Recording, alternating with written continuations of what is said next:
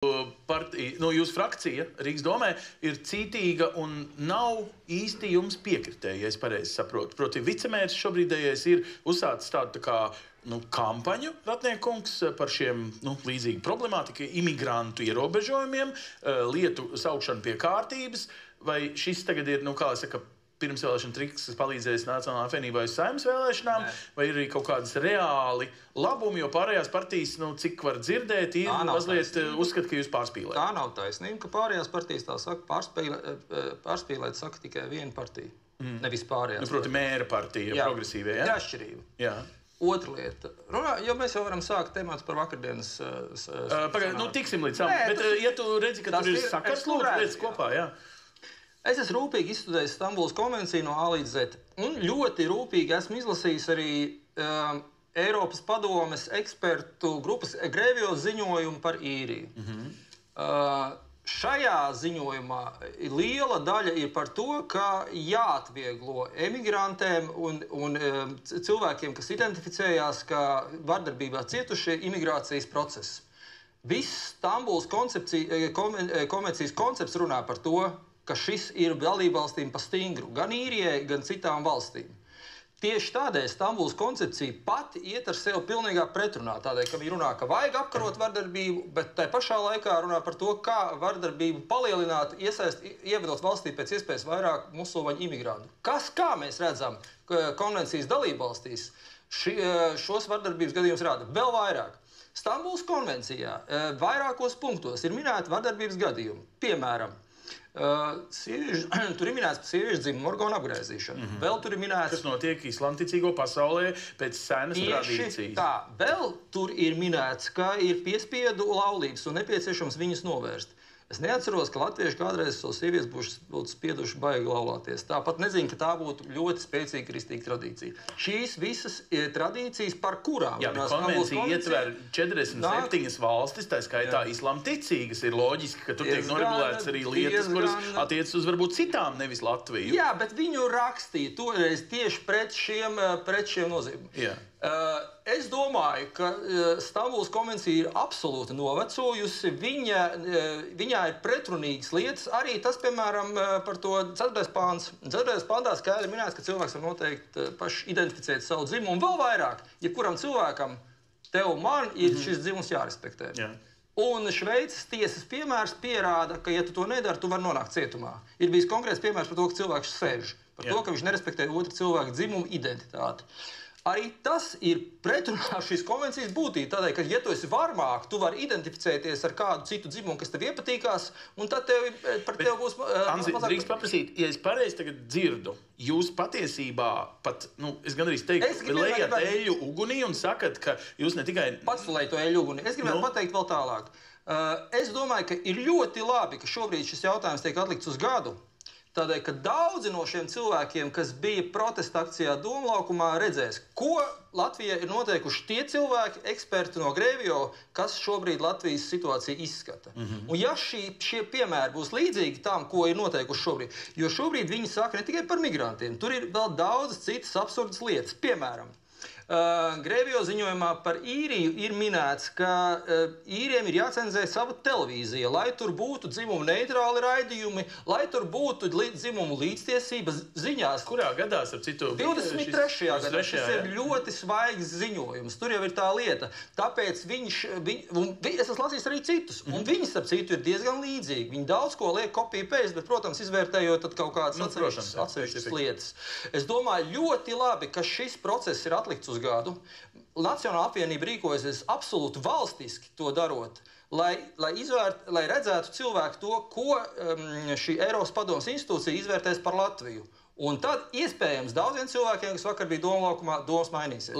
Iespējams, bet es gribu vienu lietu precizēt. Ja es pareizi saprotu, Grēvio nesen bija Latvijā izpētes vizītē, bet viņu tā rakstīšanas daļa, tā atziņas sastādīšanas daļa ar balsojumiem un ar priekšizpētēm un vēl kaut ko varētu ievilkties. Ja šis ziņojums būs pirmsvēlēšana dēļ. Tas automātiski nozīmē, ka mums vēlēšanas principā būs tikai un vienīgi par konvenciju, vai Nacionālā apvienībai būs arī ekonomisks plāns. Protams, ka mums ir ekonomisks plāns, mēs to realizējam, un Rīgā ļoti labas lietas darām, Latvijā un Uzvaras parku un vēl ļoti daudz ko citu. Bet šī būs viena no diskusijas sastāvdaļām, un es piekrītu Edvardam Smiltēnam, kurš saka, ka iespējams šo lietu cilvēkiem vajadzētu nodot uz nobalsošanu. Lai cilvēki izlas gan konvenciju, gan iepazīstās ar šiem ziņojumiem un paši pieņem lēmumu. Tā nav iespējams, jo starptautiskos līgumus nevar likt tāpat kā finanšu lietas, valsts budžetu un nodokļus arī nevar likt uz referendumu. Tāds ir Latvijas pamatlikums. Bet var likt likumu par to, ka mēs izstājāmies no šīs konvencijas un cilvēki var mēģināt par to izteikties. Es vēl vairāk nesaprotu, kāpēc tiek izteikti pārmetumi Ingmāram Līdakam, cilvēkam, kurš no sirds pateica, ka viņš balso tāpēc, ka viņam sirds liek balsot pret šo konvenciju. Tātad viņam ir sirds, pirmais, ko mēs secinām, ja? Es domāju, ka tas ir ļoti svarīgi. Viņam ir tāda pati sirds kā daudziem cilvēkiem, kas bija Doma laukumā. Un, manuprāt, vēl par konvenciju runājot, ir labi, ka mēs atlikām šo procesu, tāpēc, ka process iegāja tādā virzienā, ka beidzās diskusijas. Beidzās diskusijas par viņa sadaļām, par pantiem, par normām, par to. Tagad tās diskusijas būs kādas? Beidzās ar to punktu, kad Vaira Vīķa Freiberga pateica, ka konvencijas izstāšanās atbalstītāji ir ietekmējušies no Krievijas. Tā vairs nav diskusija, tā ir vienkārši šķelšana un apsaukāšanās. Un līdz ar to šajā virzienā iegāja arī visu diskusiju. Un tieši tādēļ šo procesu šķelšana, apsaukāšanās, bet no otras puses arī pašai diskusijai ir jābūt uzklausot visus viedokļus. Un Nacionālās apvienības pārstāve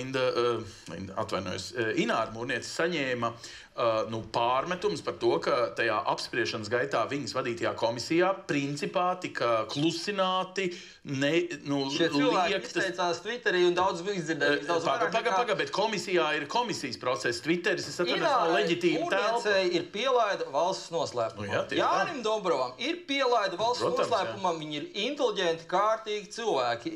Apvienotās saraksta deputātiem ir pielaida valsts noslēpumiem, un šie cilvēki nav nekādi Krievu ietekmēti, ne viņi Krievu aģenti, ne viņi ir pilsūņi. Es ne par argumentu, vai viņi ir vai nav argumenti. Es par diskusiju kultūru. Ja Nacionālā apvienība grib, piemēram, nākamo gadu piedalīties līdzvērtīgā diskusijā, tad saprotams, ka diskusijai, un vēl jau vairāk, ja to dara līdzinējā parlamenta priekšsēdētāji, kura līdz šim ir vadījusi Latvijas vispār likumdošanas procesu 2 parlamentos, tad jautājums ir, vai šī diskusija kvalitāte pirmsvēlēšana laikā būs nodrošināta cieņpilni, pilnīgi piekrīt, uzklausot visus viedokļus, nevis šķeļot. Tā, viņi būs atšķirībā no tās diskusijas, kas bija uz iepriekšējo reizi, kad Stambulas konvencija pieņēma, kad priekšlikuma iesniegšanas termiņš bija 15 minūtes.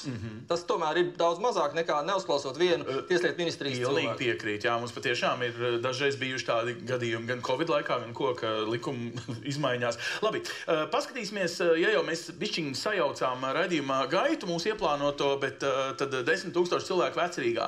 Cik lielā mērā tā, liek aizrauties elpai vai padomāt par to, vai jūsu pārstāvētā politiskā, un es tagad laikam vairāk runāju par konservatīviem spēkiem, plašākā mērogā, ne tikai Nacionālā apvienība, gribētu un varētu līdzorganizēt līdzīgi pasākumu, lai galvā mēs vizuāli varam apjaust, vai ir vai nav līdzīgi domājuši abās pusēs. Nekādas valsts šķelšanas akcijas, atšķirībā no cilvēkiem, kas to darīja vakar. Mēs to neplānojām darīt tā, lai Latvijā būtu miers un diskusija būtu jēgpilna. To mēs tuvākajā laikā nedarīsim, un tam nav nekādas nozīmes. Mēs te nesacentīsimies ar kaut kādu cilvēku vešanu ielās. Tāpēc, ka jūs baidaties, ka jūsu ar Šlesera faniem kopā atnāks. Mēs baidamies, bet mēs uzskatām, ka šai diskusijai jābūt cieņpilnai, nevis ar kliedzieniem. Dainis Ivāns no vakardienas tribīnes teica, ka cilvēki, kas balsojuši par šo konvenciju, ka viņi to nav darījuši pareizi. Es atvainojos, šie cilvēki ir to darījuši pēc savas dziļākās pārliecības. Uz ko Dainis Ivāns aicina cilvēks